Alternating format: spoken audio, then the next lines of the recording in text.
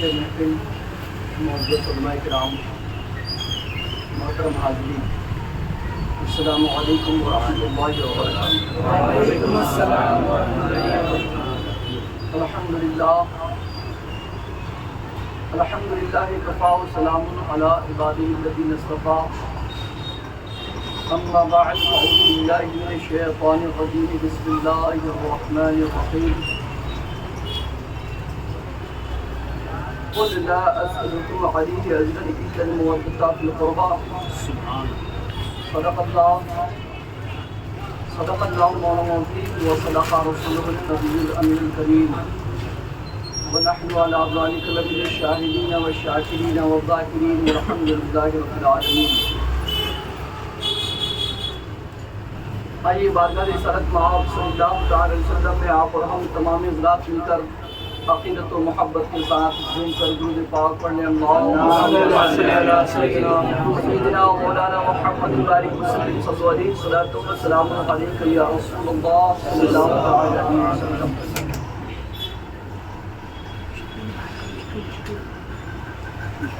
جب مولانا اقبال احمد اشرفی علی رحمہ باحیات تھے، ان کے پروگرامز میں آنا جانا ہوتا تھا، تب سے ہی مولانا عمران صاحب سے گہرے تعلقات ہیں ہمارے الحمدللہ، سبحان اللہ، اور ان سے محبت بھی ہے۔ یہی وجہ ہے کہ یوم صدیق اکبر کے موقع پر کئی سال پہلے انہوں نے مقبول کیا تھا، انہوں نے جو رومال مجھے دیا تھا آج تک میں وہی رومال استعمال کرتا ہوں۔ سبحان اللہ۔ اس کے بیچ میں بہت سارے رومال آئے اور ہم اس کو کبھی تقسیم کر دیتے ہیں، کبھی گھر میں رکھ دیتے ہیں، مگر اس کو ہم آج تک استعمال کرتے ہیں۔ چونکہ یہ اہل محبت کی محفل ہے اور جنہوں نے نانا جان کی دین کی محبت میں اپنی جان قربان کر دی، انہیں کی محفل ہے، میں نے بھی سوچا کہ ان لوگوں کی محبت کے جو فوائد ہیں وہ آپ حضرات تک میں پہنچاؤں گی، تاکہ ہم کو یہ معلوم ہو، محسوس ہو کہ ہم لوگوں نے جو اپنے عقیدتی اوقات اس پروگرام کے لیے صرف کیے ہیں، نکالے ہیں، باقی لوگوں کی طرح چائے کی دکانوں میں، گھروں میں یا رشتہ داروں میں، دوست احباب کے پاس بیٹھ کر نہ گزار کر، بے شک حضور سبحان شاہ رحمۃ اللہ تعالی علیہ کے قرب میں بیٹھ کر کے امام حسین کا ذکر کر رہے ہیں، اس کا فائدہ کیا ہے یہ ہمیں جاننا بہت ضروری ہے۔ تقریباً اس مہینے میں 10 دن کے اندر 25 تقریریں ہو گئی، اس لیے آواز میں تھوڑی سی خراش ہے۔ اس خراش کو مد نظر رکھتے ہوئے میں سوچتا ہوں 3 باتیں صرف آپ حضرات کے سامنے پیش کی جائے، اور باتیں بھی ایسی ہو جو معتبر ہو، باتیں وہ ہو جو سرکار نے خود حضرت امام حسین اور اپنے اہل بیت کے لیے کہی ہو، زیادہ بہتر ہے۔ جس قرآن مقدس کی جس آیت کی میں نے تلاوت کی ہے، اس آیت کی شان نزول کو یوں بیان کرتے علامہ فخر الدین رازی اپنی تفسیر میں بیان فرماتے ہیں، اور علامہ نعیم الدین مراد آبادی فرماتے ہیں اس آیت کی شان نزول یہ ہے کہ سرکار دو عالم صلی اللہ تعالی وسلم جب مکہ سے ہجرت کر کے مدینہ تشریف لائے تو آپ کے عیال زیادہ تھے، کھانے والے گھر میں زیادہ تھے، آمدنی کا کوئی ذریعہ بظاہر تھا نہیں۔ تو انصار صحابہ کرام نے سوچا کہ سرکار نے ہماری خاطر بہت پریشانیاں جھیلی ہیں، گھر بار سب چھوڑ دیا، مال و دولت سب مکہ میں رہ گیا، اور سرکار ہجرت فرما کر مدینہ تشریف لائے، کھانے والے زیادہ ہیں، آمدنی کا کوئی ذریعہ نہیں ہے، تو ہم لوگوں کو سرکار کی مدد کرنی چاہیے، کیونکہ سرکار نے ہمیں قرآن لا کر کے دیا، سرکار نے اسلام لا کر دیا، سرکار نے ہمیں ایمان لا کر کے دیا، سرکار نے اللہ کی معرفت کرائی، سرکار نے اس راستے میں بے پناہ پریشانیاں جھیلی ہیں، تو اتنے سارے احسانات کے بدلے میں کچھ تو ہماری طرف سے ہونی چاہیے۔ تو سارے صحابہ کرام مل کر کے کچھ مال سرکار کے قدموں میں لا کر پہنچایا۔ تو جیسے ہی وہ مال کا انبار اور ڈھیر سرکار کے قدموں میں رکھا گیا، اللہ نے حضرت جبریل سے کہا کہ میرے محبوب کو یہ آیت جا کر پہنچا دو، قل لا اسألکم علیہ اجرا الا المودۃ۔ سبحان اللہ۔ اے محبوب آپ فرما دیجئے میرے بندوں سے کہ تبلیغ اسلام کی خاطر، قرآن پہنچانے کے خاطر، اللہ کی معرفت کرانے کے خاطر جو پریشانیاں میں نے جھیلی ہیں اس کے بدلے میں تم سے میں کوئی اجرت نہیں مانگوں گا، کوئی اجرت نہیں چاہیے، الا المودۃ فی القربى، آپ دینا چاہتے ہو تو میرے گھر والوں سے محبت کرو، سبحان اللہ، اگر دینا ہی چاہتے ہو، تم کو لگتا ہے کہ کچھ دینا چاہیے سرکار کو، تو پھر میرے گھر والوں سے محبت کرو، حسنین کریمین سے محبت کرو، علی و فاطمہ سے محبت کرو، ان کی اولادوں سے محبت کرو۔ اب ایک اعتراض، ایک سوال یہاں پر پیدا ہوتا ہے کہ حضرت آدم سے لے کر کے حضرت عیسیٰ روح اللہ تک جتنے انبیاء کرام دنیا میں تشریف لائے، قرآن میں اس کا ذکر ہے، کسی نے بھی اجرت نہیں مانگا، سب نے کہا لا اسأل علیہ اجرا، ان کاموں کے بدلے میں ہم اجر نہیں مانگیں گے، ہمیں اجرت نہیں چاہیے۔ تو جب کچھ اجرت نہیں چاہیے، نہ محبت کی شکل میں نہ دولت کی شکل میں، تو پھر سرکار سید الانبیاء ہو کر کے محبت کی شکل میں کیوں اجرت مانگ لیا؟ کیا بات ہے، سبحان اللہ، تو کوئی عیسائی آ کر ہم سے کہہ سکتا ہے کہ ہمارے نبی تمہارے نبی سے بہتر ہے، انہوں نے تو جو کچھ کام کیا اس کے بدلے میں انہوں نے محبت کی شکل میں اجرت لے لیا، مگر ہمارے نبی نے تو کچھ بھی نہیں لیا، مفت میں خدمت کی۔ تو اس اعتراض کا جواب مفسرین کرام عشاق اہل محبت یہ دیتے ہیں کہ اجرت اسے کہتے ہیں جس سے لینے والے کو فائدہ ہوتا ہے، اجرت اسے کہتے ہیں جسے لینے والے کو فائدہ ہو۔ مثال کے طور پر اگر آپ کہیں پر ڈیوٹی کر رہے ہیں اور شام کو آپ کو 1000 روپے دیے گئے، تو اس 1000 روپے سے آپ کو فائدہ ہے کہ آپ بچے اخراجات پورے کرتے، پورے کرتے ہیں۔ آپ چاہے تو بیوی کے لیے ساڑی لے لیجیے، چاہے تو بچوں کے لیے کپڑے لے لیجیے، چاہے تو گھر کے لیے آٹا اور اناج لے لیجیے، کچھ بھی لے لیجیے، آپ کو فائدہ ہوا، بے شک، ٹھیک ہے۔ اجرت اسے کہتے ہیں جس سے لینے والے کو فائدہ ہو۔ اب سوال ہے کہ اہل بیت سے محبت کرنے سے کیا اہل بیت کو کچھ فائدہ ہے؟ کیا بات ہے، سبحان اللہ، اگر اہل بیت سے ہم محبت کریں تو اہل بیت کو کیا فائدہ؟ اللہ نے تو پہلے ہی ان کا مقام اونچا کیا کہ نبی کے گھر میں سبحان پیدا اللہ، کیا۔ اللہ نے تو پہلے ہی ان کو بلند مقام عطا کر دیا کہ اہل بیت اطہار بنایا، نبی کے گھر میں ان کو پیدا کیا۔ ہماری محبت کرنے سے کون سا ان کا مرتبہ بڑا ہو جائے گا؟ نہیں نا۔ تو اس اجرت سے ان کو فائدہ نہیں بلکہ محبت کرنے والے کو فائدہ ہے۔ تو در حقیقت سرکار سے محبت کرنے کا مطالبہ کرا کر کے رب تبارک و تعالیٰ نے اپنے بندوں کو یہ متنبہ کر دیا، آگاہ کر دیا کہ یہ اجرت در حقیقت خدا کی طرف سے تمہارے لیے انعام ہے، یہ اجرت نہیں ہے، یہ تمہاری بخشش کا ذریعہ ہے، یہ اجرت نہیں ہے، میری نبی کی آل سے محبت کرنے کے بدلے میں تمہاری آخرت کی پریشانیوں کی نجات کے لیے ایک سبب ہے، یہ اجرت نہیں ہے۔ اچھا، یہ صرف اگر میں انہی الفاظ میں بیان کروں تو آپ سوچ سکتے ہیں کہ شاید کچھ الفاظ کے ہیر پھیر میں ہم لوگوں کو پھنسا رہے ہیں، تو آئیے سرکار کے حدیث ملاحظہ کیجیے۔ سرکار دو عالم صلی اللہ تعالی وسلم ارشاد فرماتے ہیں، الا ومن مات علی حب آل محمد صلی اللہ تعالی علیہ وسلم مات مغفور لہ۔ سرکار فرماتے ہیں کہ غور سے سنو، جو میری آل سے، میری اولاد سے محبت کرے گا، مرنے سے پہلے اللہ تعالیٰ اس کے گناہوں کو معاف فرما دے گا، سبحان اللہ، مرنے سے پہلے اللہ رب العزت اس کی مغفرت فرما دے گا۔ تو آپ اہل عقل ہے، بتائیے کہ فائدہ کن کو ہوا؟ اہل بیت ہوا کہ ہم کو ہوا؟ ہم کو، محبت کرنے والے کو ہوا۔ تو جب محبت کرنے والے کو فائدہ ہو تو یہ اجرت نہیں ہے، در حقیقت ان کی طرف سے انعام ہے ہمارے لیے، کہ سرکار نے یہ اشارہ دے دیا کہ میں نے تمہیں ایمان لا کر کے دیا، تمہیں قرآن لا کر کے دیا، تمہیں ہدایت لا کر کے دیا، اللہ کی معرفت کرائی، اسے کوئی گمراہ چھین سکتا ہے، تمہیں گناہوں میں مبتلا کر سکتا ہے، تو اتنی بڑی دولت جو دیا ہے اس کی حفاظت کے لیے میرے اہل بیت کی محبت بھی لے لیا۔ سبحان اللہ، سبحان بڑی اللہ، دولت کو حفاظت کرنے کے لیے، محفوظ کرنے کے لیے اب تم اہل بیت سے محبت کرو، جب تک اہل بیت کی محبت تمہارے دل میں ہوگی یہ دولت کو چھین نہیں سکتا۔ چنانچہ ایک اور حدیث پاک میں میرے آقا فرماتے ہیں، حجۃ الوداع کے موقع پر جب آخری حج میرے آقا نے فرمایا تھا، تو غدیر خم کے پاس مقام جحفہ میں کھڑے ہو کر کے سرکار نے فرمایا، یا ایھا الناس انی ترکت فیکم ما ان اخذتم بہ لن تضلوا کتاب اللہ وعترتی وعہد بیتی۔ اے لوگوں، میں تمہیں دو چیزیں ایسی دے کر جا رہا ہوں کہ اگر اسے پکڑے رہو گے تو کبھی گمراہ نہیں ہوگے، سبحان اللہ، اگر اسے تھامے رہو گے تو تمہارا ایمان ضائع نہیں ہوگا، اگر اسے پکڑے رہو گے تو جو ہدایت میں نے تمہیں پہنچائی اسے کوئی چھین نہیں سکتا ہے۔ وہ دو چیز کیا ہے؟ سرکار فرماتے ہیں کتاب اللہ، ایک تو اللہ کی کتاب قرآن مقدس ہے، ایک قرآن مقدس ہے، دوسری چیز अहलो बैती, मेरे घर वाले हैं, हसनैन करीमैन हैं, अली व फातिमा है, इनकी औलाद क़यामत तक जो है, इनका दामन अगर तुम्हारे हाथ में हो तो जो ईमान मैंने तुम्हें ला करके दिया है, इस ईमान को कोई छीन नहीं सकता है। लन तदिल्लु, तुम कभी गुमराह नहीं हो सकते, तुम हिदायत पर रहोगे। मेरे दोस्तों, मुझे बताइए, करबला के मैदान में यजीदियों के पास क्या नहीं था? क्या नमाज नहीं पढ़ता था? वो नमाज पढ़ता था। क्या ज़कात देने वाला नहीं था? वो ज़कात देता था। क्या उनमें हज करने वाला नहीं था? उसमें हाजी भी थे और नमाजी भी थे। क्या उनमें रोजा रखने वाला नहीं था? रोजा रखने वाला भी था। मगर रोजा, नमाज, हज और ज़कात सब कुछ होने के बाद भी दुनिया इस्लाम का सबसे बड़ा मुजरिम कैसे बन गया? वो गुमराह कैसे हुआ?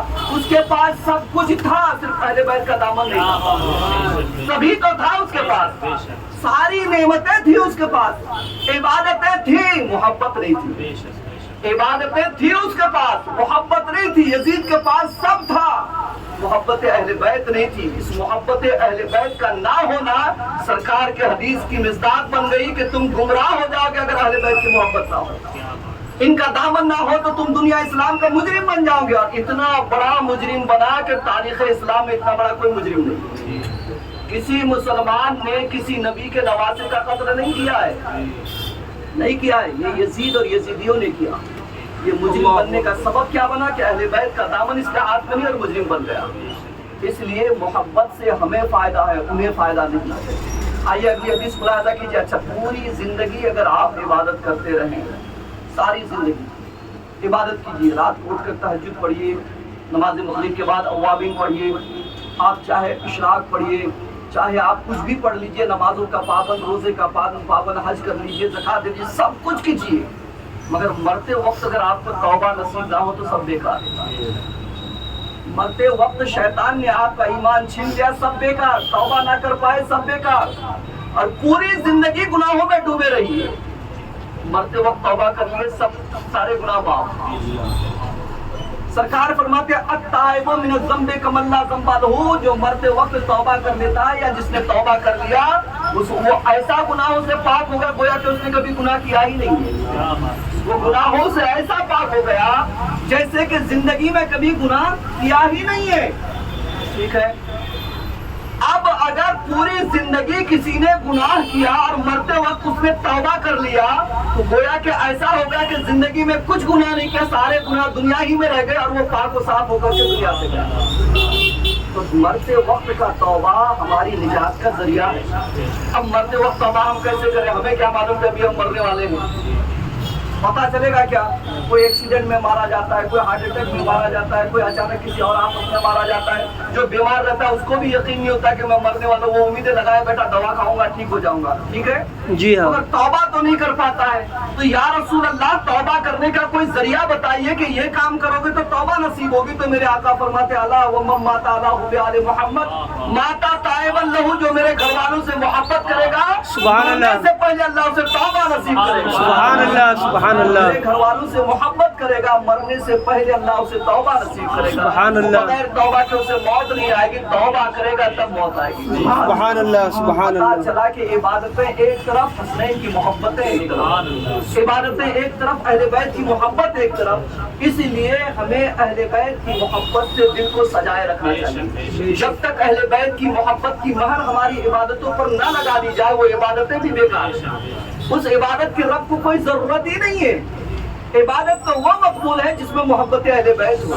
सुभान अल्लाह। इबादत वो मकबूल है जिसमें मोहब्बत अहले बैत। तो इसलिए तो इमाम शाफई कहते हैं कि अगर नमाज के अंदर अहले बैत पर दुरूद ना पड़ी जाए वो नमाज कबूल ही नहीं होती।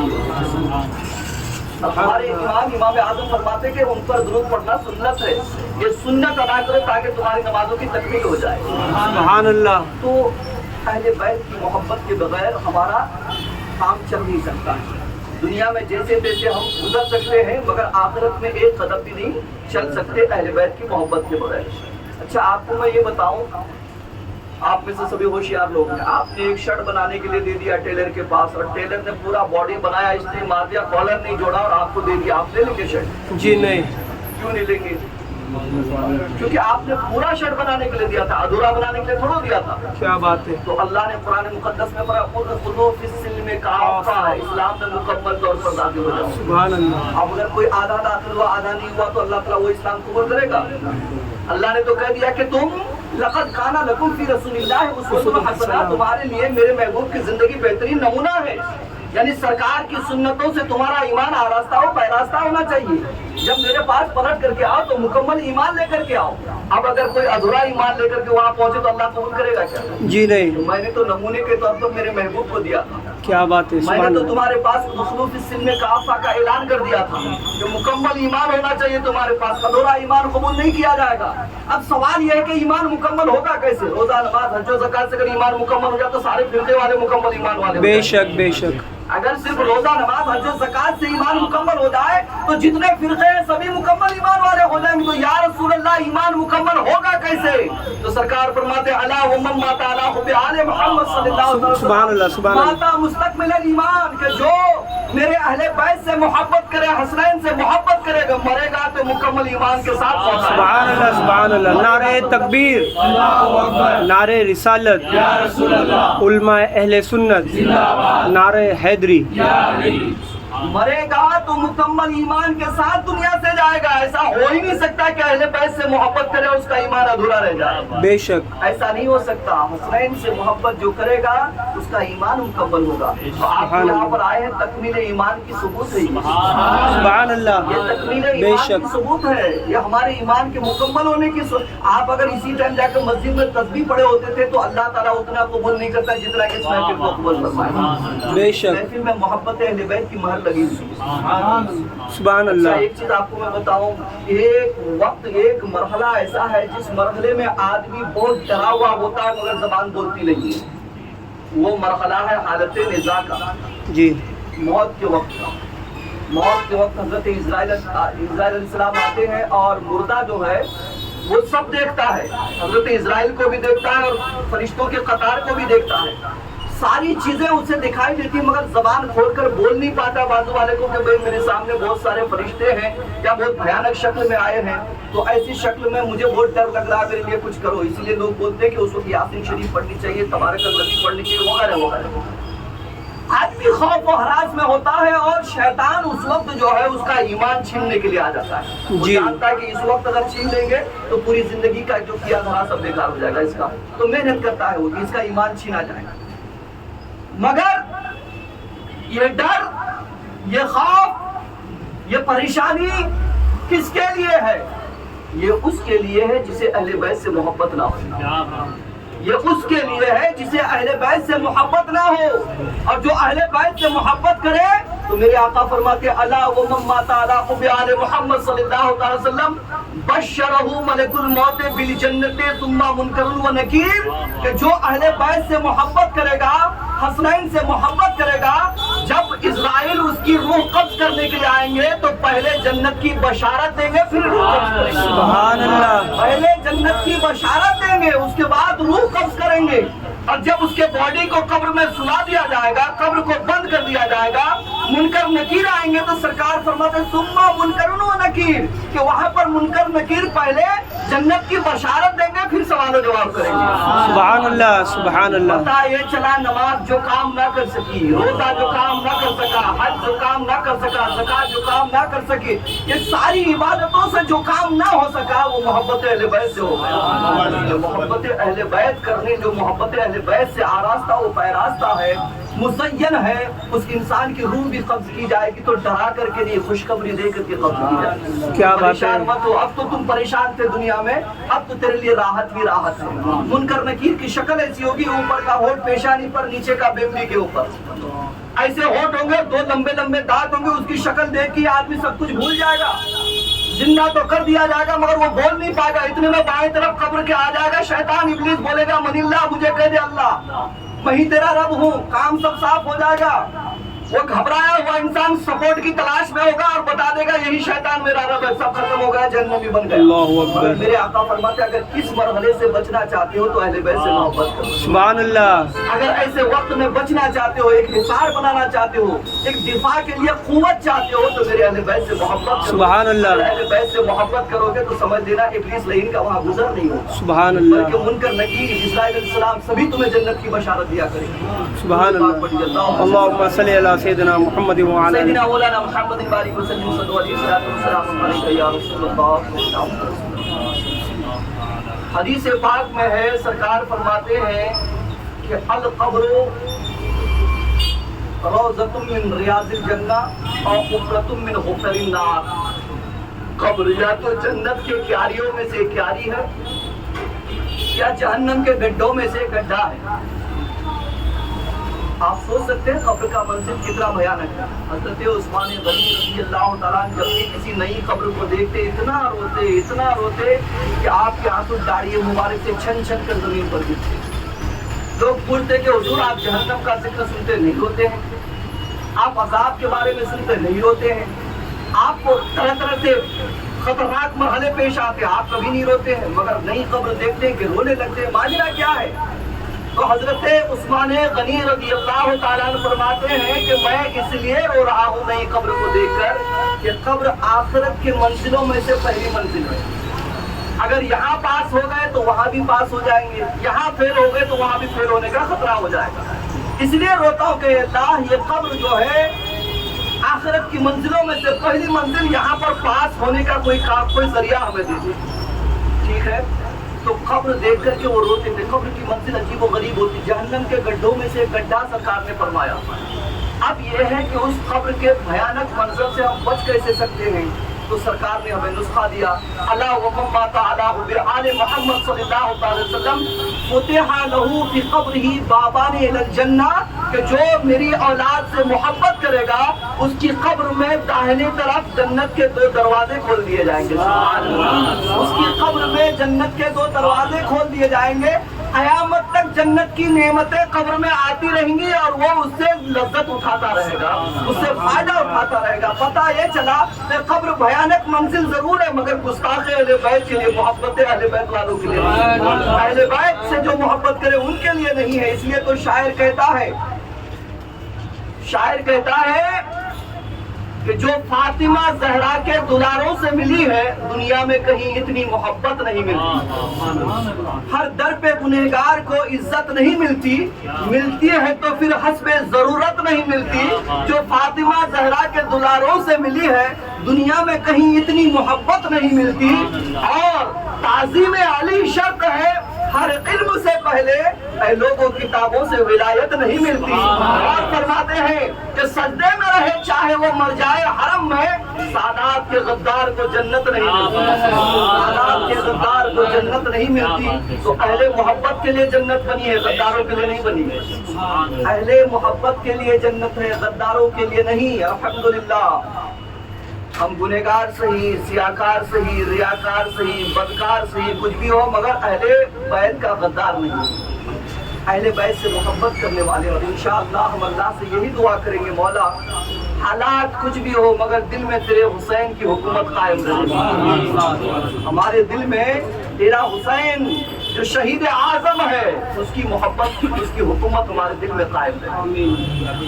अच्छा, एक इतनी प्यारी हदीस सुना रहा हूँ। हदीस का एक टुकड़ा है, ये लंबी हदीस है, उसका एक टुकड़ा सुना करके मैं समझाता हूँ।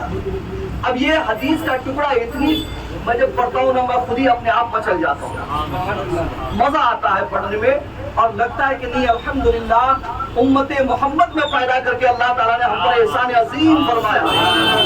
सारे एहसानों से सबसे बड़ा एहसान जो अल्लाह रब्बुल इज्जत का हमारे ऊपर है वो ये है कि उम्मते मोहम्मद में पैदा फरमाया। जिनकी उम्मत बनने के लिए हजरत इलियास अलैहिस्सलाम ने दुआ की थी, जिनकी उम्मत बनने के लिए हजरत ईसा रूहुल्लाह ने दुआ की थी, हजरत मूसा कलीमुल्लाह ने दुआ की थी, तो अल्लाह ने बगैर हमारी दुआ के हमें इस उम्मत में पैदा किया।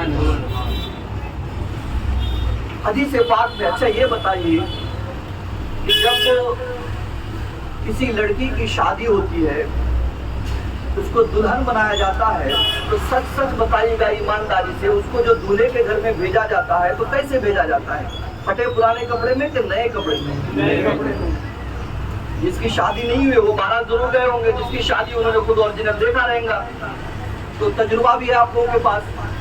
اچھا, میرا تجربہ یہ کہتا ہے کہ پوری زندگی اگر اس لڑکی کو کبھی چپل نصیب نہ ہو تو شادی کے دن سماج اور معاشرے والے مل کر کے اسے سینڈل نصیب کر دیتے ہیں, ہے نا؟ کتنی ہی غریب ہو, کتنی ہی کالی کیوں نہ ہو, شادی کے دن پوری زندگی اگر اس کو خوشبودار صابن کبھی نصیب نہ ہو تو خوشبودار تیل لگایا جاتا ہے, خوشبودار کریم لگائے جاتے ہیں, اس کو عطر و گلاب میں بسایا جاتا ہے, پھول اور ہار چڑھایا جاتا ہے, لال جوڑی میں ملبوس کیا جاتا ہے, اور خوبصورت انداز میں بنا سوار کر کے دولہے کے پاس بھیجا جاتا ہے نا, دولہے کے گھر میں. اب یہ نہیں دیکھا جاتا یہ غریب ہے, یہ نہیں دیکھا جاتا یہ لنگڑی ہے, یہ نہیں دیکھا جاتا یہ ڈولی ہے, یہ نہیں دیکھا جاتا یہ اندھی ہے, کچھ نہیں دیکھا جاتا, صرف یہ دیکھا جاتا ہے آج اس کی شادی ہے, آج اس کی شادی ہے, آج اس کو سنوارا جائے گا. ٹھیک ہے, اب دیکھیے سرکار فرماتے ہیں الا ومن مات علی حب آل محمد صلی اللہ علیہ وسلم یزف الی الجنت کما تزف العروس الی بیت زوجها. سرکار فرماتے ہیں کہ غور سے سنو, خبردار ہو کر سنو, جو حسنین کریمین سے محبت کرے گا, اہل بیت سے محبت کرے گا, اسے جنت میں ایسا سجا کر بھیجا جائے گا جیسے دلہن کو دولہے کے گھر میں بھیجا جاتا ہے. جیسے دلہن دولہے کے گھر میں بھیجی جاتی ہے, ایسے اہل بیت سے محبت کرنے والے کو سجا کر کے جنت میں بھیجا جائے گا. اگر وہ لنگڑا ہوگا اللہ پاؤں عطا فرمائے گا, اگر وہ لولا ہوگا اللہ ہاتھ عطا فرمائے گا, اگر وہ اندھا ہوگا اللہ آنکھ عطا فرمائے گا, اگر وہ گونگا ہوگا اللہ اسے زبان عطا فرمائے گا, اگر وہ بہرا ہوگا اللہ اسے کان عطا فرمائے گا, اگر وہ ناٹا ہوگا اللہ اسے ہائٹ عطا فرمائے گا, اگر وہ کالا ہوگا اللہ اسے رنگ عطا فرمائے گا. خوبصورت 35 سال کا نوجوان بنا کر جنت میں داخل ہوگا. خوبصورت 35 سال کا نوجوان بنا کر کے جنت میں داخل فرمائے گا. اب آپ سوچ سکتے ہیں کہ کتنی بڑی نعمت ہے یہ. اچھا یہ بات یہ دھیان میں رکھیں, کوئی بوڑھا جنت میں جائے گا بھی نہیں, صرف جوانوں کے لیے جنت ہے, بوڑھوں کے لیے نہیں ہے. سمجھ رہے ہیں؟ بوڑھے لوگوں کے لیے ایک ٹینشن ہے کہ کوئی بوڑھا جنت میں نہیں جائے گا, صرف جوانوں کے لیے جنت ہے. اور یہی اعلان میرے آقا نے فرما دیا کہ جسے جنتی جوانوں کے سردار کو دیکھنا ہو وہ علی کے بیٹے حسین کو دیکھ لے. ہمارے سردار ہیں حسین, بوڑھوں کے سردار تھوڑا ہے. بوڑھوں کے سردار حسین نہیں ہے, جوانوں کے سردار ہیں. اور سرکار نے فرمایا کہ جنتی نوجوانوں کے, جنتی جوانوں کے سردار کو دیکھنا ہو تو حسین کو دیکھ لے. ایسا نہیں بولا کہ جنتی بوڑھوں کے سردار کو دیکھنا ہو تو حسین کو دیکھ لے. جانتے ہیں اس میں حکمت کیا ہے؟ اس میں حکمت یہ ہے کہ جنت میں آپ کو بوڑھا بنا کر اللہ نہیں بھیجے گا, 35 سال کا جوان بنا کر کے بھیجے گا. آپ جائیں گے ضرور مگر بوڑھا بن کے نہیں جائیں گے. اللہ آپ کو 35 سال کا خوبصورت نوجوان بنائے گا, اور 35 سال کا 35 سال ہی رہ جائے گا. ایسا نہیں کہ بعد میں وہاں عمر بڑھے گی, وہاں دن رات نہیں ہے کہ آپ کی عمر بڑھا دی جائے گی, گھٹ جائے گی یا مر جائے گا آدمی. وہ ہمیشہ ہمیشہ کے لیے 35 سال کا ہی ہوگا, اور اسی عمر میں وہ جنت میں رہے گا. بوڑھاپا اس کے پاس ہوگا ہی نہیں, قریب بھی نہیں آئے گا, اور داڑھی بھی نہیں ہوگی, خوبصورت عورت انسان ہوگا. سمجھ رہے؟ تو یہ ہے الحمدللہ اللہ کے انعامات میں سے یہ بڑا انعام ہے کہ جو اہل بیت سے محبت کرے اس کا بوڑھاپا جوانی میں تبدیل ہو جائے گا. جو اہل بیت سے محبت کرے اس کا بوڑھاپا جوانی میں تبدیل ہوگا, اس کو جوان بنا کر کے جنت میں داخل کیا جائے گا. عیب والا ہوگا تو عیب سے پاک کر دیا جائے گا, شکل صورت کا کم ہوگا تو اللہ خوبصورت بنا دے گا اور بنا کر جنت میں داخل فرمائے گا. یہ بتائیے کہ اہل بیت سے محبت کرنے سے فائدہ ہم کو ہو رہا ہے کہ اہل بیت کو ہو رہا ہے؟ ہم کو ہو رہا ہے. ہم کو. تو یہ اجرت کیسے بھائی؟ اگر اجرت ہوتی تو ان کو فائدہ ہونا تھا نا. یہ اجرت تھوڑا ہے, یہ تو انعام ہے سرکار کی طرف سے, بے شک جو ہمیں فائدہ مل رہا ہے. اچھا ایک حدیث پاک ہے, یہ حدیث بھی یقین جانیے آپ, کوئی کروڑ پتی, ارب پتی, خرب پتی کتنا ہی ہو, کتنی ہی دولت اس کے پاس ہو, کتنی ہی دولت اس کے پاس ہو, جب وہ مرے گا تو یہ گارنٹی اور یقین کے ساتھ کہہ نہیں سکتا میرا بیٹا روزانہ میری قبر کے پاس آ کر کے ایصال ثواب کرے گا, نہیں کہہ سکتا ہے. وہ کتنی ہی زمین جائیداد سرمایہ اپنے وارث کو چھوڑ کے کیوں نہ جائے, وہ مرتے وقت یہ یقین سے کہہ نہیں سکتا کہ یہ میرے مرنے کے بعد میری قبر پہ آتا جاتا رہے گا روزانہ اور ایصال ثواب کرتا رہے گا, نہیں کہہ سکتا ہے. مثال کے طور پر آپ نگاہیں دوڑا کر دیکھیے اپنے پاس پڑوس میں, تو آپ کو نظر آئے گا کہ अरब व खरबों की दौलत होने के बावजूद बेटा अय्याशी में तो आ जाता है मगर कभी वालिदैन को याद नहीं करता, ठीक है। मगर सरकार ने एक नुस्खा दिया है। सरकार फरमाते अला व मम्माता अला हुब्बि आले मोहम्मद सल्लल्लाहु अलैहि वसल्लम जअलल्लाहु क़ब्रहु मज़ाइरा मलाइकतिर रहमान, कि जो मेरे अहले बैत से मोहब्बत करे, हसनैन करीमैन से मोहब्बत करे, उनकी औलाद से मोहब्बत करे, जब वो मर जाएगा तो अल्लाह रहमत के फरिश्तों की उसकी कब्र को ज़ियारतगाह बना देगा। क़यामत तक 24 घंटा रहमत के फरिश्ते उसकी कब्र में आते जाते रहेंगे। ऐसा हो नहीं सकता कि उसकी कब्र जो है रहमत के फरिश्तों से खाली हो जाए। हर वक्त रहमत के फरिश्तों की भीड़ लगी होगी, और जहाँ रहमत के फरिश्ते आए वहाँ रहमत वाला काम नहीं होता है। वहाँ सिर्फ जन्नत ही जन्नत होती है, जहन्नम नहीं होता। तो अल्लाह के रसूल सल्लल्लाहु अलैहि वसल्लम ने हमें एक इनाम दिया, एक जरिया दिया, एक सबब दिया, एक हिसार दिया, एक डिफेंस की ताकत दे दी कि आखिरत की मंजिलों का सफर करने से पहले अहले बैत की मोहब्बत से दिल को सजा लिया करो। अगर दिल तुम्हारा सजा हुआ होगा अहले बैत की मोहब्बत से तो आखिरत में तुम परेशान नहीं होगे। और खास बात आपको मैं बता दूं, एक आखिरी हदीस अकीदे के ताल्लुक, इसी हदीस का आखिरी टुकड़ा है। सरकार आज पूरी दुनिया में देखेंगे हर फिरका वाला बोलता हम हक पर है, वो बोलता हम हक पर है, वो बोलता हम हक पर है। कोई नहीं कहता है कि हम जन्नत में, सब बोलता है जन्नती है, सब बोलता हम सीधे रास्ते पर, सब बोलता हम हसनैन के रास्ते पर हैं। मगर सही तामाने में हसनैन के रास्ते पर कौन है? सरकार फरमाते हैं अला व मम्माता अला हुब्बि आले मोहम्मद सल्लल्लाहु अलैहि वसल्लम माता अला सुन्नत वल जमात, कि जो अहले बैत से मोहब्बत करेगा वो अहले सुन्नत वल जमात पर मरेगा। उसकी मौत अहले सुन्नत वल जमात पर होगी। इस तरीके की हदीसें पढ़ने के बाद, सुनने के बाद हमें ऐसा लगता है कि सारी इबादतें एक तरफ है, अहले बैत की मोहब्बत एक तरफ है। अहले बैत की मोहब्बत हमें हर वक्त काम आने वाली है। दुनिया में हो चाहे दुनिया की निगाहों से हम कितने ही गिरे हुए हों, अल्लाह उसके रसूल की निगाहों में हमसे मोहब्बत से देखा जाता है। इसलिए हमें अहले बैत की मोहब्बत जरूरी है। बल्कि सरकार ने यह भी फरमाया कि मसलो अहले बैत की कमसल सफीनत नूह मन रकीबहा नजा मन तखल्लफ अन्हा हलक, कि मेरे घर वालों की मोहब्बत की मिसाल ऐसी जैसे कि नूह अलैहिस्सलाम की कश्ती है, कि जो लोग तूफान नूह में नूह की कश्ती पर सवार हुए थे उसकी जिंदगी हलाकत से बच गई थी।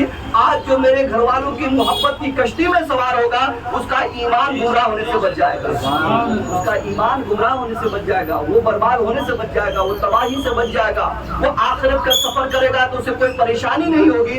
ये मोहब्बत वाली कश्ती उसके लिए जरूरी है। अल्लाह तबारक व तआला हम सबों को सही समझने की कब तक हो।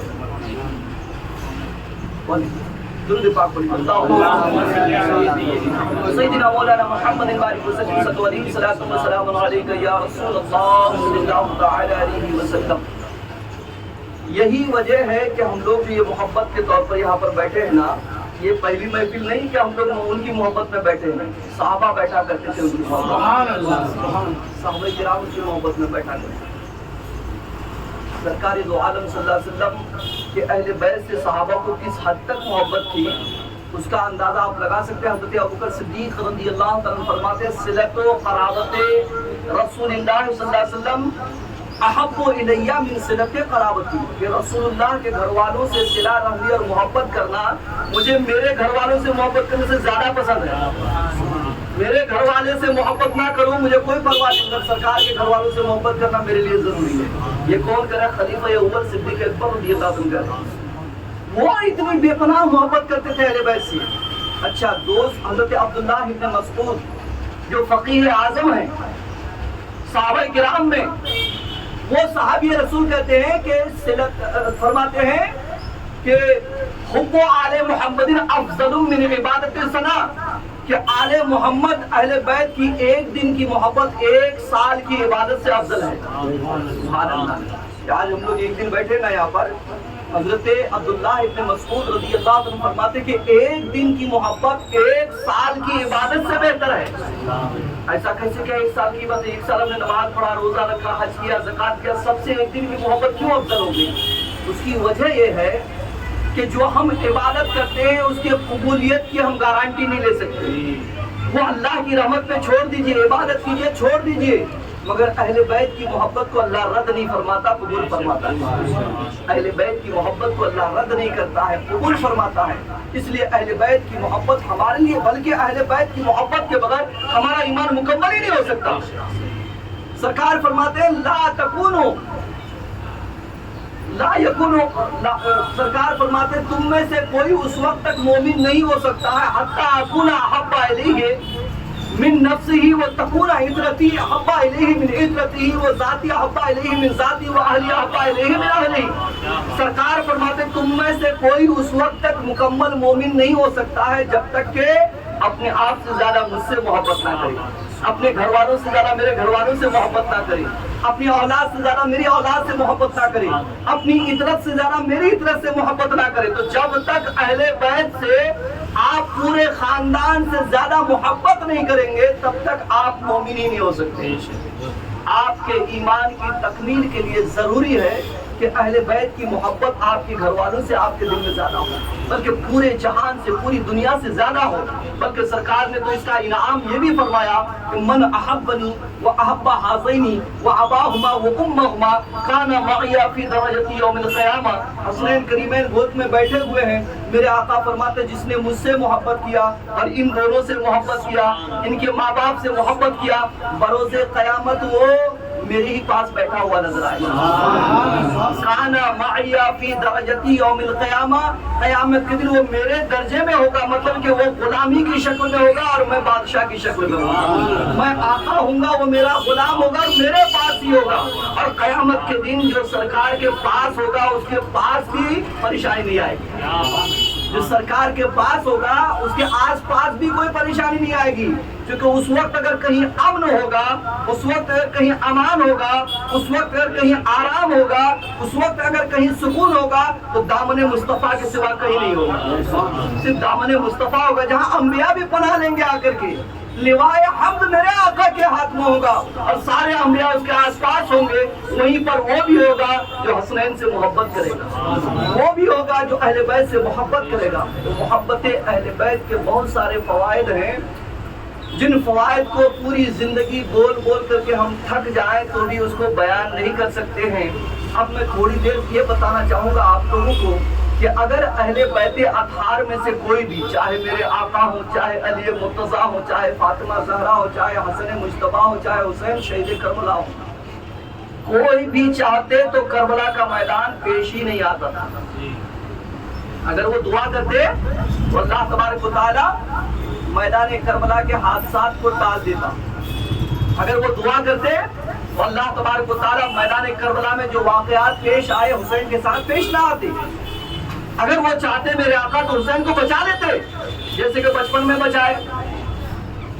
داہنے مانڈی پر بیٹھے ہوئے حضرت ابراہیم، بائیں مانڈی پر امام حسین، جبریل امین آ کر کہتے یا رسول اللہ دونوں کو اللہ رکھنا نہیں چاہتا، ایک کو رکھے گا، آپ کی چوائس، جسے چاہے رکھ لیں، جسے چاہے واپس کر دیں۔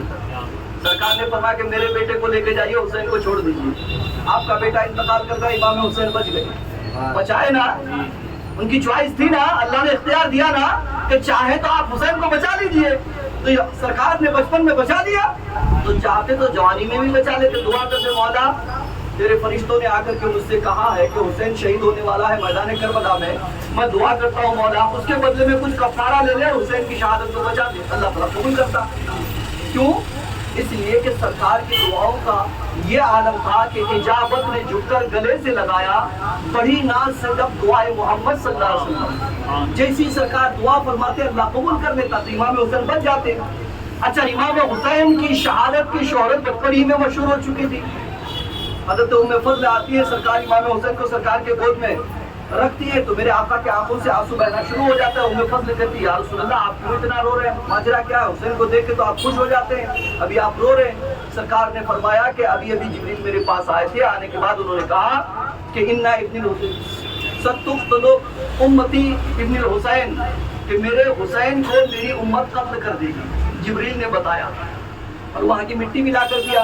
اور حضرت عائشہ سے یوں مروی فرماتے ہیں، حضرت عائشہ سے میرے آقا نے فرمایا انا ابن حسین یقتل بعدی بارض الطف، کہ میرا بیٹا حسین میرے بعد مقام کربلا میں شہید کر دیا جائے گا۔ اور حضرت انس سے یوں مروی ہے یہ حدیث پاک کہ بارش کا فرشتہ رب کی بارگاہ میں آیا، آنے کے بعد عرض کیا یا اللہ میں تیرے محبوب کی بارگاہ میں جانا چاہتا ہوں، اللہ نے حکم دیا جا سکتے ہو۔ سرکار کی خدمت میں آئے، دیکھیں کہ امام حسین گود میں کھیل رہے، کہا یا رسول اللہ آپ اس سے بہت محبت کرتے ہیں، کہا بالکل۔ تو کہا کہ آپ کی امت جو ہے اِنَّ أُمَّتُكَ سَتُقْتَلُ، آپ کی امت اسے عنقریب قتل کر دے گی۔ اللہ اکبر۔ اس کے بعد وہ فرشتہ کربلا کے میدان میں گیا، میدان کربلا کی وہ مٹی لے کر آ جہاں امام حسین کا خون گرا تھا، اور کہا کہ یا رسول اللہ یہ مٹی جب خون ہو جائے تو سمجھ لیجیے گا آپ کا بیٹا شہید ہو گیا۔ میرے آقا نے وہ مٹی لے کر کے حضرت ام سلمہ کے ہاتھ میں رکھا اور کہا کہ اسے شیشی میں رکھ دو، جب یہ خون بن جائے سمجھ لینا میرا بیٹا حسین شہید کر دیا جائے۔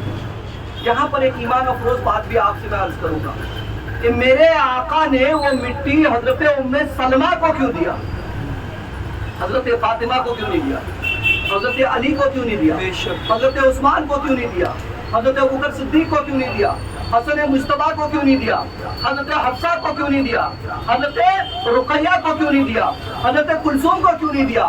سرکار نے وہ مٹی حضرت سودا کو کیوں نہیں دیا؟ میرے دوستو وہ مٹی حضرت ام سلمہ کے ہاتھ میں ہی اس لیے دیا کہ میرے آقا عالم غیب تھے، نگاہ نبوت سے دیکھ رہے تھے کہ یہ سب اس وقت تک مر جائیں گے، ام سلمہ زندہ رہے گی، سبحان اللہ سبحان ام اللہ، سلمہ زندہ رہے گی، باقی علی بھی نہیں رہیں گے، صدیق بھی نہیں رہیں گے، عثمان بھی نہیں رہیں گے، فاطمہ بھی نہیں رہے گی۔ تو میرے آقا کس کی کتنی حیات ہے وہ بھی جانتے ہیں، سبحان اللہ سبحان اس کی اللہ، کتنی حیات ہے، کون کب تک جیے گا یہ بھی میرے آقا جانتے ہیں۔ سبحان تبھی اللہ۔ تو وہ مٹی ان کو نہیں دیا بلکہ جو زندہ رہنے والی تھی ان کے ہاتھ میں تھی۔ نعرہ رسالت، علم غیب مصطفیٰ، نعرہ حیدری۔ اور جس دن امام حسین شہید ہوئے اس دن وہ مٹی خون بن گئی۔ اچھا ایک حدیث اس طریقے سے ہے کہ حضرت علی مرتضیٰ رضی اللہ عنہ جب جنگ صفین سے لوٹ رہے تھے، جنگ صفین جو حضرت امیر معاویہ سے جنگ ہوا تھا، اس جنگ سے جب لوٹے تو ایک میدان میں آئے تو آپ کو گھبراہٹ جیسی محسوس ہوئی، اس میدان میں منحوسیت چھائی ہوئی تھی۔ آپ نے پوچھے کون سا میدان ہے؟ لوگوں نے کہا طف ہے، کہا اور کوئی نام کا کربلا ہے۔ لفظ کربلا سنتے ہی حضرت علی مرتضیٰ سار سار رونے لگے، اتنا روئے کہتے ہیں کہ داڑھی مبارک سے آنسو بہ بہ کر کے زمین پہ گر رہا تھا۔ اس وقت سارے صحابہ کرام نے کہا کہ اے علی کیا بات ہے، آپ اتنا کیوں رو رہے ہیں، ماجرا کیا ہے؟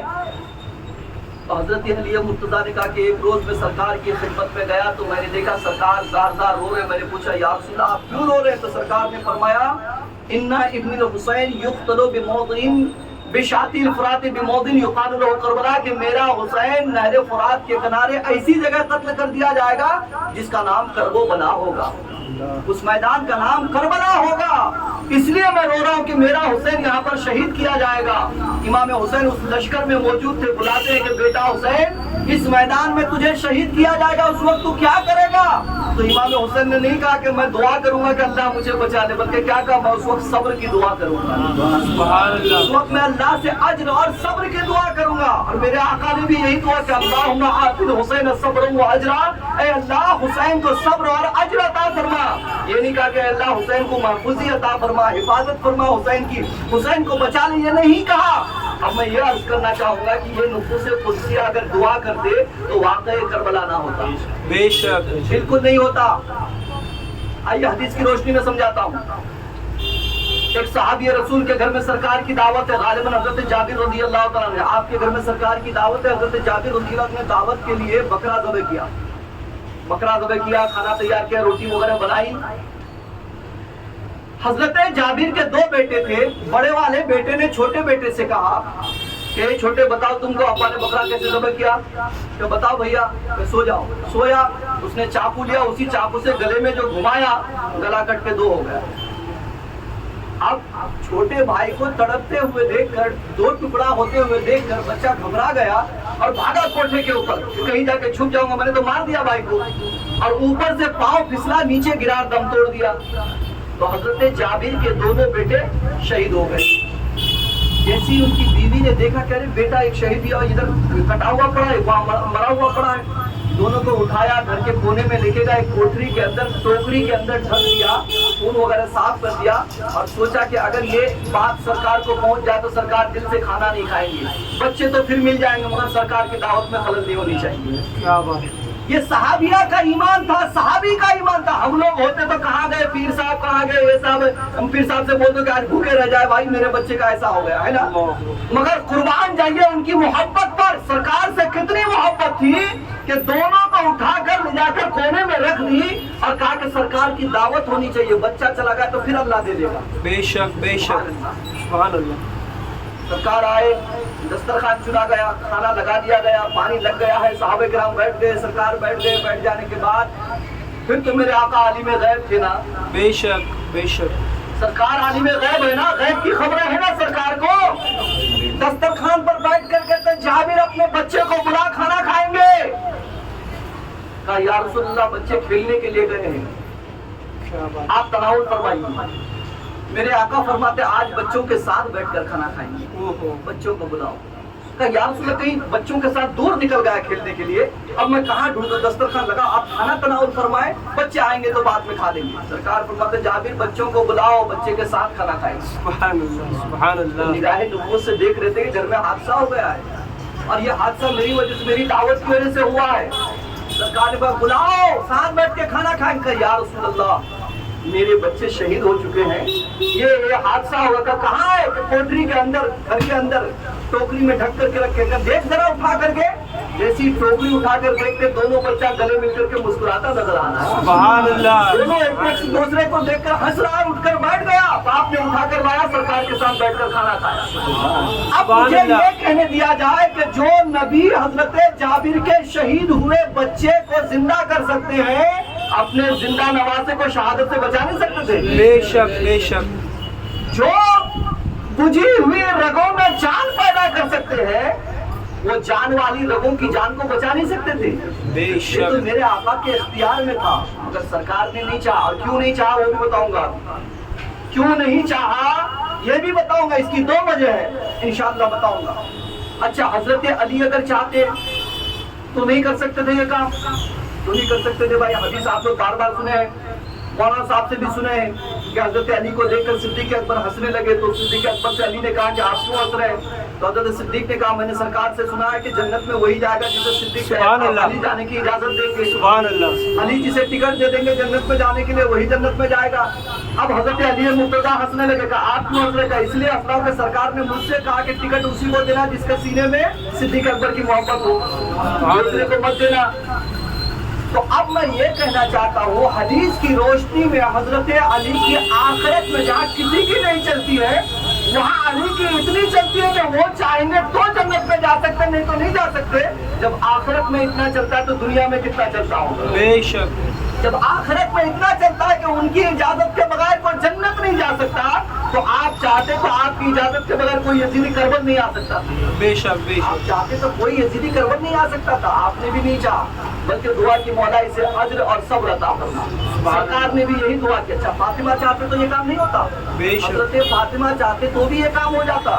ذرا دیکھیے حضرت فاطمہ کو حضرت عثمان نے دعوت دیا سرکاری صلی اللہ علیہ وسلم کو, ہر قدم کے عوض میں ایک غلام آزاد کیا, اور کھانا ایسا کھلا کہ پوچھئے مت. حضرت فاطمہ اگر حضرت فاطمہ سے علی کہتے ہیں کہ آج میرے ساڑھوں نے سرکار کو دعوت دی تھی, صحابہ کو دعوت دی, بہترین کھانا کھلائے کہ غلام آزاد کیا, اے کاش کہ ہمارے پاس دولت ہوتی تو ہم بھی ایسی ہی کرتے, دعوت دیتے. حضرت فاطمہ کہتی ہے گھبرانے کی بات نہیں, دعوت دینے کے انتظام ہو رہا, گھر میں تو کچھ بھی نہیں, دعوت تو دو. دعوت دے دی گئی, دسترخوان لگا دیا گیا, پلیٹ لگا دیے گئے, چمچ وغیرہ سب ڈال دیا گیا, پانی وغیرہ پیش کر دیا گیا, سرکار بیٹھے ہوئے ہیں, صحابہ بیٹھے ہیں. علی کہتے ہیں فاطمہ کھانا کہاں ہے؟ حضرت فاطمہ کہتے دسترخوان چن دیے گا, چن دیے. حضرت فاطمہ نے صدر میں سر رکھا, مولا میں نے تیرے حبیب کو دعوت دیا, کھانے کا انتظام تو فرما دے. سبحان اللہ. اتنا کہنا تھا, جنت سے کھانا آیا اور ہانڈی بھر گیا, خوشبو پھوٹ پڑی, دسترخوان میں چنا گیا.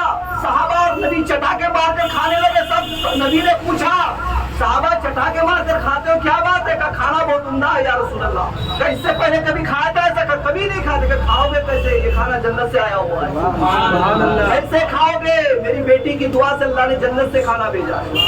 اب مجھے کہنے نہیں دیا جائے, جن کی دعا سے جنت سے کھانا آ سکتا ہے, ان کی دعا سے حسین کربلا سے گھر نہیں جا سکتے تھے. بے شک. کمال ہے بھائی, وہ بھی چاہتے تو دعا کرتے بچ جاتے, مگر انہوں نے بھی کیا کہا, اے اللہ میرے بیٹے حسین کو اجر اور صبر عطا فرما. کیوں کہا تھا آگے بتاؤں گا. اچھا امام حسین چاہتے تو نہیں کر سکتے تھے, امام حسین چاہتے تو ہو جاتا. صوفی منصور کا نام آپ نے سنا ہے؟ جی ہاں. بہت سارے لوگوں نے سنا ہے, جن لوگوں کو معلوم ہے, علم کو معلوم ہے, حضرت کو معلوم ہے, جن لوگوں کو نہیں معلوم ہے سن لیجیے.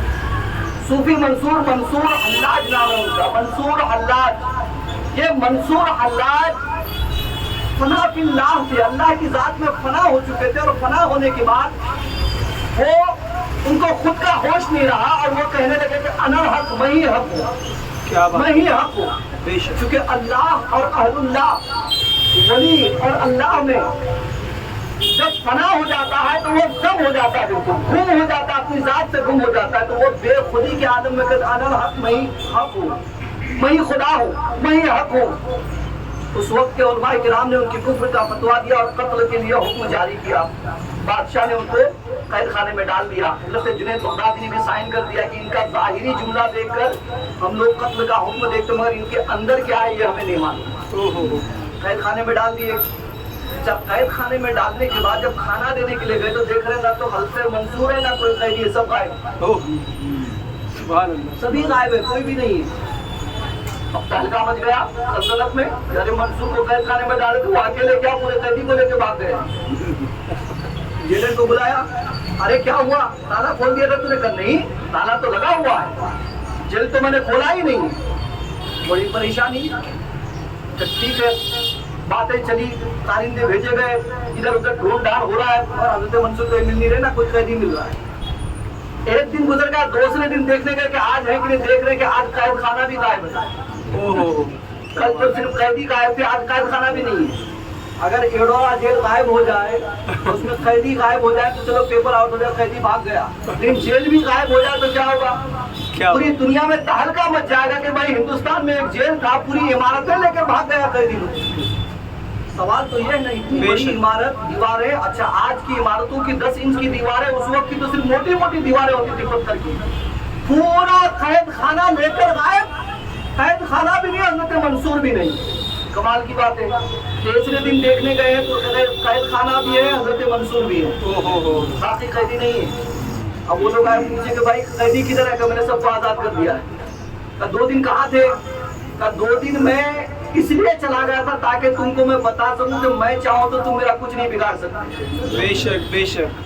2 دن میں نے اپنے اختیار کا استعمال اس لیے کیا تاکہ تم سمجھ سکو کہ منصور چاہے تو یہ حکومت میرا کچھ نہیں بگاڑ سکتی ہے. آج کیوں آ گئے؟ کہ شریعت پر عمل کرنے کے لیے آیا ہوں، شریعت پر عمل کرنے کے لیے آیا ہوں. حضرت جنید نے قتل کا فتویٰ دیا ہے، بھاگ جاؤں گا تو کہیں گے کہ منصور جان بچانے کے لیے بھاگ گیا. شریعت سے ہم بھاگا نہیں کرتے، شریعت پر عمل کیا کرتے. سبحان اللہ سبحان اللہ. جان دینے کے لیے آیا ہوں. اب مجھے کہنے نہ دیا جائے منصور جیسا ولی اگر قید خانہ لے کر غائب ہو سکتے ہیں تو کیا حضرت امام حسین کربلا لے کر غائب نہیں ہو سکتے تھے؟ بے شک نہیں ہو سکتے تھے. پورے کربلا کو لے کر غائب ہو جاتے، چاہتے تو پورے کربلا کو لے کر غائب ہو جاتے، مگر غائب کیوں نہیں ہوئے؟ اس لیے کہ نانا جان نے بچپن میں کہہ دیا تھا میرا یہ نواسا کربلا میں شہید ہوگا. اگر آپ چلے جاتے تو سرکار کی حدیث جھوٹی ہو جاتی.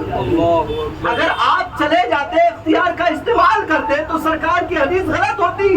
دنیا قیامت تک کبھی نبی نے تو کہا تھا کہ حسین شہید ہو گئے، حسین تو کربلا سے غائب ہو کہاں شہید ہوئے، تو سرکار کی حدیث غلط ہو گئی. امام حسین نے جان دے دیا، سرکار کی حدیث پر آج نہیں آنے دیا. جان چلی جائے تو چلی جائے، نانا جان کی حدیث جھوٹی نہیں ہو سکتی ہے. اچھا آپ کو میں یہ بھی بتا دوں، بہت سارے لوگ کہتے ہیں بھوکے پیاسے 3 دن کا بھوکا، مجبوری کے عالم میں امام حسین شہید کر دیے گئے. میں کہتا ہوں مجبوری کے عالم میں نہیں، وہ ان کے اختیار میں تھا. وہ ہماری تعلیم کے لیے تھا. صرف دین کے خاطر بھوکا رہنا پڑے تو بھوکے رہو، پیاسا رہنا تو پیاسے رہو. ورنہ ان کے اندر اتنا اختیار تھا، وہ چاہتے تو آسمان سے من و سلوا اتار لیتے تھے. بے شک نہیں اتارتے. بے شک. آئیے بابا فرید الدین عطار رحمۃ اللہ تعالیٰ نے اپنی کتاب تذکرۃ الاولیاء میں تحریر فرماتے ایک ولی کے بارے میں کہ ان کے پاس ایک لوٹا تھا. جب وہ سفر کرتے تھے تو جھولے میں کچھ نہیں ہوتا تھا، کھانا پانی. ٹھیک ہے، سفر کرتے جب بھوک لگتی تھی تو لوٹا دودھ سے بھر جاتا تھا. سبحان اللہ. لیتے تھے. پینے کے بعد جب پیاس لگتی تو وہی لوٹا پھر پانی سے بھر جاتا تھا. سبحان اللہ. پانی پی لیتے. کبھی انہوں نے اپنے ساتھ خوراک نہیں رکھا، بس دل کو بھوک لگی لوٹا دودھ سے بھرا، دل کو پیاس لگی لوٹا پانی سے بھرا.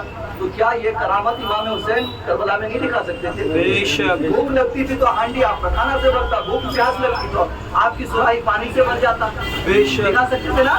جب ایک عام ولی کی یہ کرامت ہے تو امام حسین کی کرامت کا عالم کیا ہوگا؟ بے شک. اچھا آپ کو ایک بات اور بتاؤں میں، حضرت ذوالنون مصری کی بہن، یہ بھی تذکرۃ الاولیاء میں ہے، بابا فرید الدین عطار رحمۃ اللہ تعالیٰ، وہ خود ولی ہے، وہ تحریر فرماتے ہیں.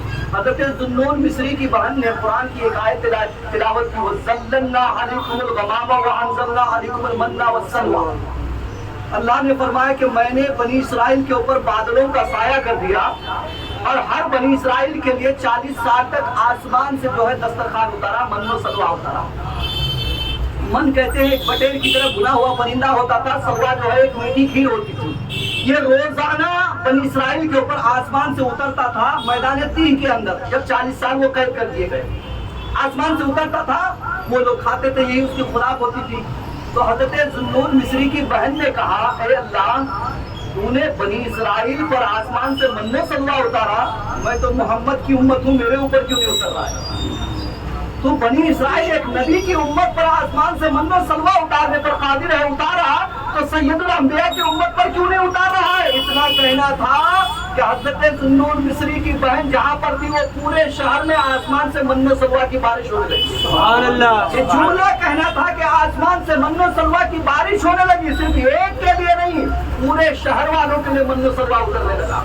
اب مجھے کہنے دیا جائے کہ ذوالنون مصری کی بہن کی دعا سے جب من و سلوا اتر سکتا ہے تو سید الانبیاء کے نواسی کی دعا سے کیا کیا نہیں اتر سکتا؟ بے شک، سبحان اللہ۔ کیا نہیں اتر سکتا تھا، مگر انہوں نے کھانے کے لیے نہیں، پینے کے لیے نہیں، بلکہ اسلام بچانے کے لیے کربلا میں انہوں نے کی تھی۔ سبحان اللہ۔ اب وہ آخری بات میں عرض کروں گا کہ آخر کربلا کا میدان کیوں پیش آیا، آخر کربلا کے میدان میں امام حسین کو شہید ہونے کیوں دیا گیا، سرکار نے دعا کیوں نہیں فرمائی، حضرت علی نے دعا کیوں نہیں فرمائی، حضرت فاطمہ نے دعا کیوں نہیں فرمائی، حضرت حسنین نے دعا کیوں نہیں فرمائی؟ تو سنیے، میرے آقا نے بچپن ہی میں فرما دیا تھا کہ جسے پسند ہو کہ جنتی نوجوانوں کے سردار کو دیکھے وہ علی کے بیٹے حسین کو دیکھ لے۔ تو جنتی نوجوانوں کے سردار کی ڈگری ملنا یہ چھوٹی موٹی ڈگری نہیں تھی، بے شک، بہت بڑی ڈگری تھی۔ آپ کو اگر 10ویں کا ایگزام، 10ویں کی مارک شیٹ چاہیے تو 10ویں کے سوالات حل کرنے پڑیں گے، 11ویں کی مارک شیٹ چاہیے تو 11ویں کے سوالات حل کرنے پڑیں گے، 12ویں کی مارک شیٹ چاہیے تو 12ویں کے سوالات حل کرنے پڑیں گے، آپ کو ڈاکٹر بننا ہے تو نیٹ کے سوالات حل کرنے پڑیں گے، ٹھیک ہے نا؟ جتنی بڑی ڈگری چاہیے اتنا بڑا امتحان دینا ہے۔ دنیا کا قانون یہ ہے کہ امتحان پہلے ڈگری بعد میں، بے شک، سرکار کا اعجاز یہ ہے کہ پہلے ڈگری امتحان بعد میں۔ سبحان اللہ۔ پہلے ڈگری دے دیا جنتی نوجوانوں کے سردار کی اور امتحان بعد میں کربلا میں کرایا۔ کیوں؟ جس وقت ڈگری دی گئی تھی اس وقت منڈے حسین گود میں تھی، اس وقت امتحان لیا نہیں جا سکتا تھا۔ اب کوئی کہہ سکتا تھا چونکہ سید الانبیاء ہے اپنے پاور کا استعمال کیا، اس لیے اس نواسے کو جو ڈگری کے لائق تو نہیں تھے مگر انہوں نے محبت میں ڈگری دے دیا، وہ اس لائق تو نہیں تھے کہ امتحان پاس کریں، پھر بھی اپنی محبت میں وہ ڈگری دے دی گئی۔ تو میرے آقا نے کربلا کا میدان قائم کیا، کربلا کو سینٹر بنا دیا کہ اے لوگوں، حسین کو جو میں نے جنتی نوجوانوں کے سردار کی ڈگری دی ہے، امتحان کربلا میں ہوگا، دیکھ لینا کہ حسین کا بیٹا قربان ہوگا، حسین پیچھے نہیں ہٹیں گے، حسین کا بھتیجا قربان ہوگا، حسین پیچھے نہیں ہوں گے، حسین کے بھانجے قربان ہوں گے، حسین پیچھے نہیں ہوں گے، حسین کے بھائی قربان ہوں گے، حسین پیچھے نہیں ہوں گے، دوستو احباب قربان ہوں گے، حسین پیچھے نہیں ہوں گے۔ سب کچھ دے کر بھی حسین کہے گا رب کی بارگاہ میرے مولا جو کچھ تھا سب دے دیا، اب جان رہ گئی یہ بھی تیری بارگاہ میں۔ سبحان اللہ، سبحان اللہ۔ نعرہ تکبیر، نعرہ رسالت، علماء اہل سنت، ذکر شہدائے کربلا، نعرہ حیدری۔ تو امام حسین کی شہادت در حقیقت امام حسین کا امتحان میرے آقا نے کرایا، یہ ایک آزمائش تھی، دنیا کو بتانا تھا کہ دین کے خاطر جب سید الانبیاء کے نواسے سب کچھ لٹا رہے ہیں تو تم تو میری امتی ہو، ہر وقت تمہیں تیار رہنا چاہیے کہ دین کے خاطر قربانیاں دینی پڑے تو سب کچھ دینے کے لیے تیار رہنا۔ وقت ختم ہو چکا ہے۔ السلام علیکم ورحمۃ اللہ وبرکاتہ۔ وعلیکم السلام۔